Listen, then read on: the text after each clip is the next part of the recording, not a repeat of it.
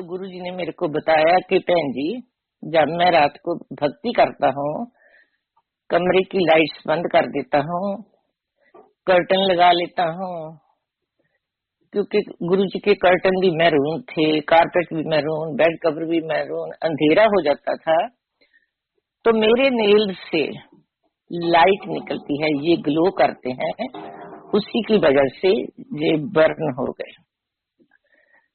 सो इतनी उनमें भक्ति और शक्ति दोनों चीजें आ गई थी।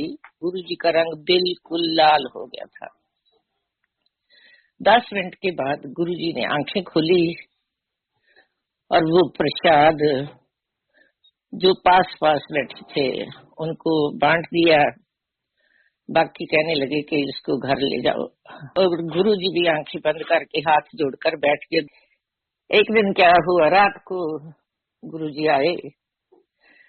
जैसे इंडिया में होता है कि मेड आती है, सुबह आई, सारा घर का काम कर गई, शाम को फिर आई, किचन समेट गई और किचन के बर्तन वगैरह कर गई। अगर नहीं आती तो लेडीज लेजी हो जाती हैं कि चलो ऐसे ही बर्तन छोड़ देते हैं, सुबह फिर आएगी, आपे कर जाएगी। उस दिन हमारे साथ भी ऐसे हुआ कि मेड शाम को आई ना, तो हमने वो बर्तन वैसे के वैसे रख दिए और निकाल लिए तो खाना खा लिया। पर गुरुजी रात को आ गए। बेटी उठकर चाय बनाने गई तो गुरुजी भी साथ ही चले गए। कहते आज आपको मैं चाय पिलाता हूँ। तो हमको बड़ी शर्म आई कि ये क्या है भाई, किचन में खिलारा पड़ा है, आज मेड ने आई, क्योंकि गुरुजी सफाई पसंद बहुत थे। गुरुजी ने चाय बनाई, इतनी मजेदार चाय बनाई भी, खूब लौंग इलायची डाला, खूब चीनी डाली और छान कर चाय फेंट ली जग में, फिर उसको फिर गर्म किया। कहते आज मेरी बनी चाय पियो। उस दिन के बाद हमने ये कसम खा ली थी कि अगर मेड शाम को नहीं आती तो हम कभी बर्तन ऐसे नहीं छोड़ेंगे, सारा कुछ कंप्लीट करके छोड़ेंगे। तो गुरुजी भी इधर उधर आते जाते हमारे घर काफी आ जाते थे। गुरुजी ने घर आना शुरू कर दिया। तभी पता लगता था कि मोस्टली संडे को आते थे कि गुरुजी गेट पे खड़े हैं। ज्यादातर वो सफारी सूट पहना करते थे, गर्मियों में भी सर्दियों में भी। तो जब देखना कभी हफ्ते बाद, 2 हफ्ते बाद, कभी महीना 2 महीने भी निकल जाते थे। आते थे तो बहुत देर बैठते थे। जब आते थे कई बार तो सुबह 10 बजे पहुंच जाते थे, तो मैंने उनको चाय का कप बना कर दे देना, चाय पी लेनी, फिर बैठ जाते बातें करने। दोपहर हो जाना, हमने लंच करना, मैंने कहना आप भी लंच कर लो, तो बोलते थे नहीं बहन जी चाय पीनी थी, पी ली। मैंने कहना फिर चाय और बना देती हूँ, नहीं मेरा फास्ट है। उस समय गुरुजी का सवा महीने का शिवरात्रि के पास आकर फास्ट हुआ करता था। मैंने सोचना कि देखो हमने पहले ब्रेकफास्ट किया जब ये आए, फिर हमने लंच कर रहे हैं, चलो मैं एप्पल काट कर दे देती हूँ। एक बार मैंने एप्पल काट कर दे दिया तो बोलने लगे नहीं बहन जी मैंने बस चाय पीनी थी, वो पी ले और कुछ नहीं खाना, मेरा फास्ट है। जलंधर जाते थे तो वहाँ एक प्रॉपर्टी डीलर आया करता था, क्योंकि हम रेंट पे रहते थे वहाँ। गुरुजी को था कि अब बहन जी कोई मकान लिया जाए। प्रॉपर्टी डीलर को कहते हैं देख ये मेरे प्रोफेसर हैं, इनके लिए किसी अच्छे से एरिया में सस्ता और बढ़िया मकान लेकर दे। उसने सोचा अच्छा ठीक है गुरुजी, पर कोई इस बात पे गौर न की। 15-20 दिन के बाद जब वो फिर गया, गुरुजी ने उससे पूछा क्यों फिर प्रोफेसर साहब ले कोई मकान देखा? तो कहता है गुरुजी नहीं अभी तो मेरे को टाइम नहीं मिला। कहते फिर जहाँ क्या करने आपके हो? मैं तो अपने भक्तों को परखता हूँ, जो समझते हैं वो पा लेते हैं, कुछ जो नहीं समझते वो कुछ नहीं पा सकते। कहते मैं तो अपने भक्तों को सुई के नक्के से निकालता हूँ।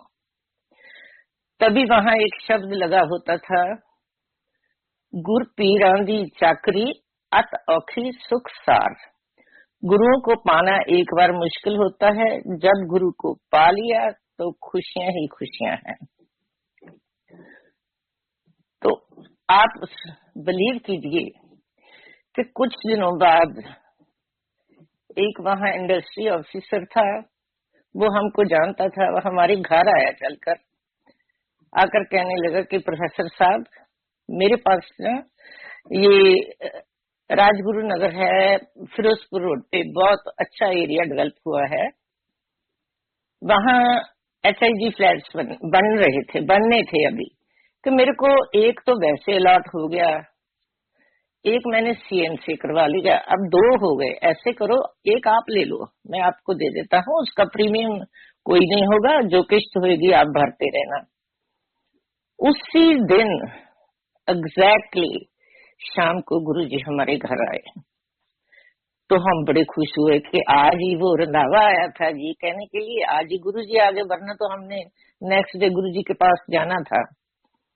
हमने बताया कि गुरुजी ऐसे वो आया था और हमको ये ऑफर देकर गया है कि मेरे पास 2 फ्लैट्स हैं, एक की किस्तें आप भरनी शुरू कर दो तो वो आप ले लो। गुरुजी कहने बहन जी बहुत बढ़िया है, वो तो उनका नींव पत्थर मैंने रखा हुआ है, ठीक है वो ले लो। चलो बहुत ही खुश हुए ऐसे कि इनको कोई अच्छा मकान मिल गया। हम उसकी किस्तें भरते रहे तो फिर वहां शिफ्ट कर गए, अभी भी वहां ही है हमारा रेजिडेंस। जब इंडिया में जाते हैं तो हमारा जलंधर जाना इतना बढ़ गया कि पन्नू अंकल कई बार क्लास छोड़कर आ जाते थे कि मेरा मन नहीं लगा क्लास में, मैं तो जलंधर जा रहा हूँ। कई बार सब नहीं जा सकते थे, फैमिली में एक चला गया, 2 चले गए, तो जब कोई वापस आता था तो हमारा पहला क्वेश्चन होता था, गुरुजी ने आज कौन से कलर की ड्रेस पहनी हुई थी। अच्छा, हमारे पास ना कोई गाड़ी थी तो ना कोई फोन होते थे तब इतने। हम रहते थे फिरोजपुर रोड पे, तो जलंधर बाईपास तो काफी सारा शहर दूसरी तरफ हो जाता है।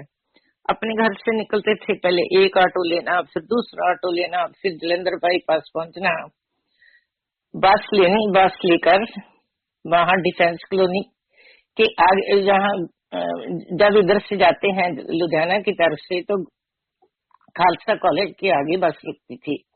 हमारी कोशिश होती थी कि यहीं रुक जाएं तो गुरुजी की जल्दी पहुंच जाएंगे। कई बार वहां से हमने फिर रिक्शा ले लेनी है, हालांकि वहां से तो 1 फरलांग भी की दूरी है। उधर बैठे रहना गुरुजी के पास। अगर हमने कहना कि गुरुजी अब हम जाएं तो गुरुजी ने बोलना, नहीं भैन जी बैठो, तुसी इंज ना क्या करो, जल्दी ना करया करो, हुण बैठो, मौका भागां वाले हो, फिर तुसी मैनू तारियां विचों लभ्या करोगे। सानू बड़ी हैरानी होनी भी गुरु जी इंज क्यों कहंदे ने भी तारियां विचों लभ्या करोगे। गुरु जी ने हमारे साथ बैठकर लंगर करना। हम दो चार लोग ही होते थे, चटाई बिछ जाती थी, चटाई पर थालियां लगाकर गुरु जी खुद हमको लंगर सर्व करते थे और आप भी हमारे साथ लंगर किया करते थे। तो गुरु जी की कोशिश होती थी कि ये वापस बस में ना जाए। कहना कोई बात नहीं, मैं देखता हूँ कोई ना कोई आता होगा तो आपको भेज दूंगा। कोई ना कोई लुधियाना से कार वाला आता जाता था तो उसको कहते थे इनको ले जा, तो वहां इनके घर छोड़ना है और वहां चाय पी कर जाना। ठीक है, जो छोड़ने आता था हम उसको ऊपर ले जाते, अपने घर चाय पिलाते। और एक था कि वहां लंगर जरूर देते थे हम। गुरुजी को समोसे और जलेबी बड़ी पसंद थी, तो जो भी हमको छोड़ने आता था हम भी उसको जलेबी और समोसा जरूर खिलाते थे। जब हम फिर वापस आते थे तो गुरुजी फिर वेरीफाई करते थे कि बहन जी आपको अच्छी तरह छोड़कर आया था। वो जो छोड़ने जाता था उससे भी पूछते थे कि कहाँ छोड़ा था आपने। सो ऐसी उनकी मौज थी, बहुत मेहरबानी की उन्होंने हमारे पर। तो हम तो जिस मुकाम पर आज पहुंचे हुए हैं ये सब गुरुजी की मेहरबानी है। जहाँ जहाँ मेरे बच्चे बैठे हैं, सारा सारा दिन बैठे रहना, बच्चों ने उनके पास खेलते रहना, उन्होंने भी बच्चों के साथ बातें करते रहना। तो कई बार अब पन्नू अंकल को किसी काम से बाजार जाना पड़ता था तो ये बोलते थे कि मेरे को बाजार का थोड़ा सा काम है, मैं चला जाऊं। कहते हाँ हाँ अपना काम करो, मैं बैठा हूँ। तो मैंने कहा कि आप इतनी देर बैठे रहते हो। मैं पन्नू अंकल से पूछा कि क्या बातें करते हो। ये कहते कि कुछ बातें करते हैं, घंटा घंटा हम चुप भी बैठे रहते हैं दोनों, कोई बात नहीं होती। तो कई बार ऐसा होना कि गुरुजी ने कई बार तो बताकर जाना कि अब मैं जा रहा हूँ, 5 बजे शाम को मेरी लास्ट बस जाती है मेरे पिंड को। कई बार बताते भी नहीं थे, जब देखना ड्राइंग रूम खाली होना है। चलो ऐसी लीला चलती रही, गुरुजी से मेल मिलाप होता रहा। फिर गुरुजी की भक्ति भी बढ़ती गई, शक्ति भी बढ़ती गई, दोनों बातों साथ साथ होती रही। तो गुरुजी चंडीगढ़ में चले गए। चंडीगढ़ में किसी मिनिस्टर के घर उसने एक कमरा दिया हुआ था, वहां रहते थे।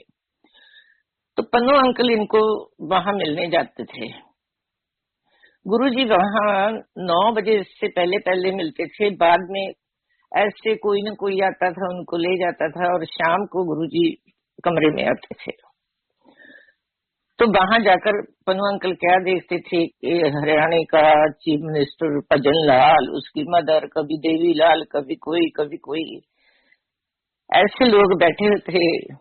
तो ये बड़े हैरान हो जाते थे कि मेरे को आकर बताते कि वहां आज वो था, वहां वो था। तो कई बार किसी ने बोलना कि पन्नू उनको बोलकर मेरा ये काम करवा दो, तो इन्होंने कहना अच्छा मैं जाता हूँ, बात करूंगा आपकी। गुरुजी को बोलना कि फलाने का ये काम है, आप करवा दोगे? उन्होंने कहना हाँ जी करवा दूंगा। क्योंकि शक्ति बढ़ रही थी तो इनके प्लीज इनको बोलने लगे कि पन्नू तेरे 3 बेटियां हैं, कभी तूने आपके बारे में नहीं पूछा कि आपके बेटा नहीं है? कुछ तो बताएंगे, कुछ पूछ ले उनसे।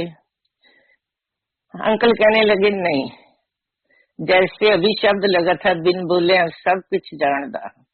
सो वही बात है, उनको पता है क्या देना है क्या नहीं देना। मांगने की कोई जरूरत नहीं, तो मैं कुछ नहीं मांगूंगा इनसे। सो इनका आपस में आना जाना चलता रहा। फिर हमारी ट्रांसफर मलेरकोटला से गवर्नमेंट कॉलेज लुधियाना की हो गई। गुरुजी भी चंडीगढ़ छोड़कर जलंधर आ गए। पहले वो ग्रीन एवेन्यू में रहा करते थे। पन्नू अंकल लुधियाना से वहां जाते थे, और गुरुजी भी जब भी लुधियाना आते थे तो पन्नू अंकल को कॉलेज में मिल जाते थे आकर। कभी कॉलेज से लेट आना तो मैंने पूछना कि आज बड़ा लेट हो गए, तो कहना कि वो आए थे मिलने वास्ते, हम कैंटीन में बैठे रहे, इतनी देर बैठे रहे कि पता ही नहीं चला इतना टाइम हो गया। ऐसा सिलसिला चलता रहा। फिर गुरुजी यहाँ डिफेंस कॉलोनी में, अब मंदिर है 300 डिफेंस कॉलोनी, वहां शिफ्ट हो गए। ये हम 90 में हमने भी कहा कि हमको भी जलंधर ले चला करो, आप तो अकेले चले जाते हो। ये कहते कि गुरुजी इधर आ जाते हैं तो क्या है, आपने चलना है तो चलो। हर समय यही रहना कि कब जलंधर पहुंचे, गुरुजी के पास पहुंचे। वहां पहुंचते थे तो हम बिल्कुल मत्था टेकना और दीवार के पीछे लगकर बैठ जाना। कभी ऐसे आगे उनकी चेयर के पास बैठने की कोशिश नहीं करते थे। 1-2 बार मेरे को एक लेडी बोलने लगी कि आपका तो गुरुजी से इतना प्यार है, आप बिल्कुल पीछे जाकर बैठ जाते हो, तो गुरुजी भी आपको इतना प्यार करते हैं। मैंने कहा जब गुरुजी के दूर बैठते हैं ना तो सामने होते हैं, गुरुजी की निगाह दृष्टि हमारे ऊपर रहती है। अगर बिल्कुल पास बैठ जाओ तो उनको ऐसे नीचे को होकर देखना पड़ेगा। दूर रहते हैं तो हमेशा नजरों में रहते हैं। कहती ये तो सही बात है, क्योंकि गुरुजी क्या करते थे कि हमको अपने पास बुलाते थे हर समय। जिस समय भी हम जाते थे, हम हफ्ते में 2-3 बार भी जाया आते थे, तो हमको अपने चरण दबाने की सेवा देते थे। घंटा घंटा 2-2 घंटे, कभी मेरे को कभी मेरी बेटी को हम उनके चरण दबाते रहते थे। तो जब दबाकर हटते थे तो ऐसे हाथ हो जाते थे जैसे खूब मॉइस्चराइजर लगाया है, और हमारे हाथों में बहुत खुशबू आती रहती थी। हम भाग्यशाली समझते हैं जो हमको ऐसे गुरु मिले, ऐसा कल्याण किया हमारा उन्होंने। तो ये काम चलता रहा। एक बार मैं और मेरी बेटी गुरुजी के कमरे में बैठे उनके पैर दबा रहे थे। मैंने क्या देखा कि गुरुजी के पैर हैं, जो आप भी जो गुरुजी के चरण स्वरूप है, कभी ध्यान से देखो तो आपको पता चलेगा कि जहाँ गुरुजी के नेल्स हैं वहां से वो जगह ब्लैक हुई हुई है। क्योंकि मैं तो इतनी देर से देख रही थी, पहले बिल्कुल साफ होते थे। जब मैंने वो ब्लैक देखे तो मैंने गुरुजी को कहा कि गुरुजी ये आपके नेल्स को क्या हो गया, जहाँ स्किन और नेल्स होते हैं भी इतने ब्लैक कैसे हो गए। जिस पर भी वो अपनी दृष्टि डालते थे उसी का भला हो जाता था। वहाँ कीर्तन बहुत अच्छा होता था, जो शब्द वहाँ लगे होते थे, हम अभी भी जब वो शब्द सुनते हो, फिजिकली चाहे हम कहीं भी हो तो मेंटली हम वहां पहुंच जाते हैं, सोल हमारी वहां पहुंच जाती है। गुरु जी कहते थे अपना माइंड, बॉडी एंड सोल तीनों को सरेंडर कर दो, आपको किसी बात की चिंता नहीं रहेगी, वो मेरे पे छोड़ दो आप। तो हमको बहुत अच्छा लगता था। अगर आपको हमारी वीडियो पसंद आई है तो आप इसको लाइक करें, शेयर करें और हमारे चैनल को सब्सक्राइब करना ना भूलें। साथ ही साथ बेल आइकन को भी जरूर दबाएं।